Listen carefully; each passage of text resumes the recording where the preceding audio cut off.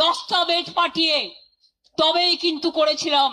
মাথায় রাখবেন, শুধু মিথ্যে কথা।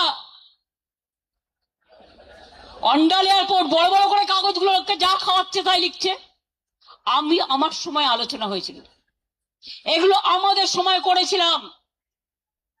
এখন আবার দেখছি কোভিড নিয়ে তদন্ত করবে, করুন। আমি চাই নরেন্দ্র মোদী আগে ফাঁসবে, আমরা নই।